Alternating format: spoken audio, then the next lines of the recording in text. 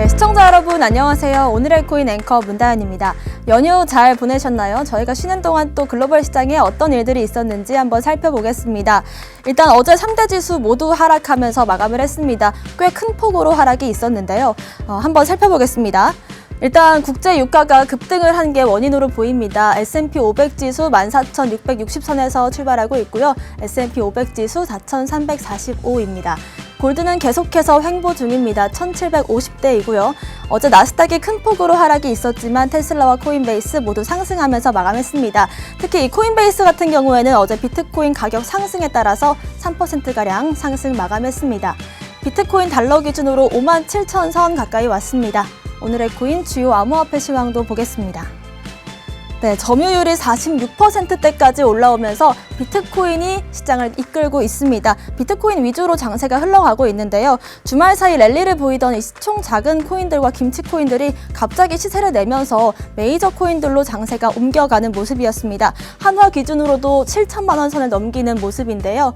특히나 이번 달에만 30%가량 상승이 보이면서 계속해서 상승 랠리를 이어가고 있습니다. 비트코인 5개월 내 최고치 가격을 찍었고요. 6만 달러를 돌파할 수 있지 않을까 이런 기대감도 나오고 있습니다. 특히 이 비트코인 ETF 승인에 대한 기대감 그리고 또 이 인플레이션 해칭 수단으로서의 작용 등이 가격 상승의 요인으로 보입니다. 오늘의 코인 이슈도 살펴보겠습니다. 첫 번째 이슈는요. 네, 한국은행이 오늘 기준금리를 결정합니다. 또 인상할지가 관건인데요. 네, 연속 인상인지 한 차례 쉬고 11월에 인상인지 시장의 의견이 갈리고 있습니다. 일단 지난 8월 기준금리를 전격 인상했던 이 한국은행의 다음 행보를 시장이 주목하고 있는데요.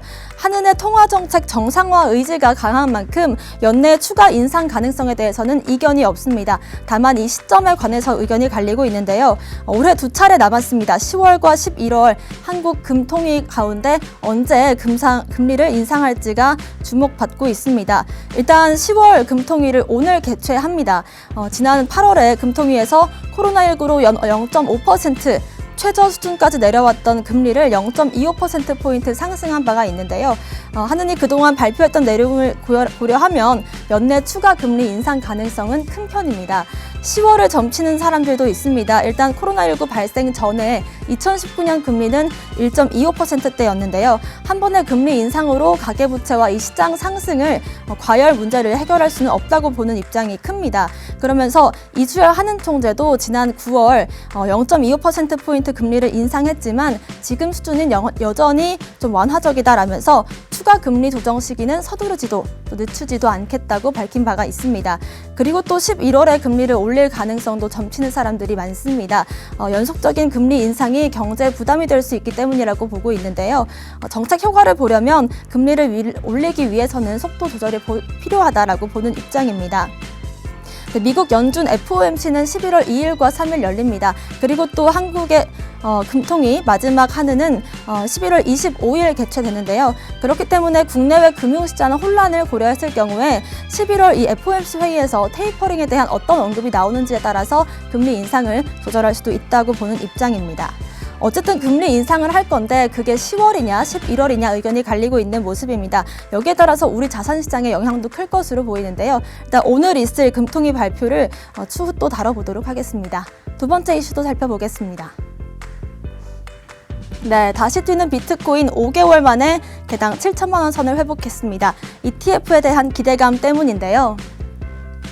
네, 비트코인이 5개월 만에 7천만 원 선을 회복했습니다. 이제 다시금 전고점 돌파를 노리고 있는 시점으로 여겨지는데요. 비트코인 올 여름만 하더라도 개당 3천에서 4천만 원 선에서 거래가 되다가 이제 9월 말부터 계속해서 상승하고 있는 모습입니다.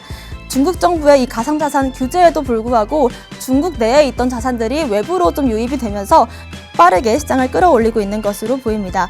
특히나 이 미국 금융당국이 가상자산을 규제하지 않겠다라고 말을 했고 또 ETF 승인될 가능성이 보이면서 매수세에 힘이 붙고 있는 모습인데요. 특히나 이 SEC가 최근 테슬라와 트위터에 이 ETF 승인을 하면서 조금 더 호재로 여겨지고 있습니다.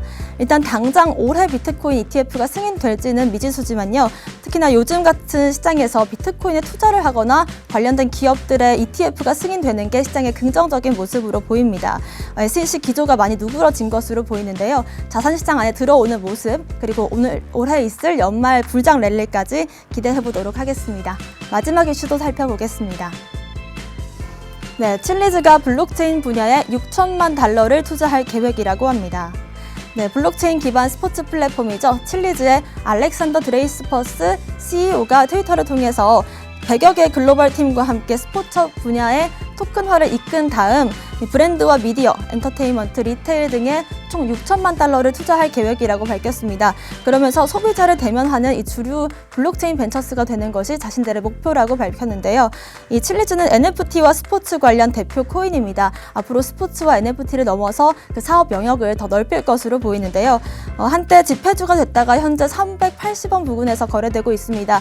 가격 상승, 시세를 받을 수 있을지도 한번 지켜보도록 하겠습니다.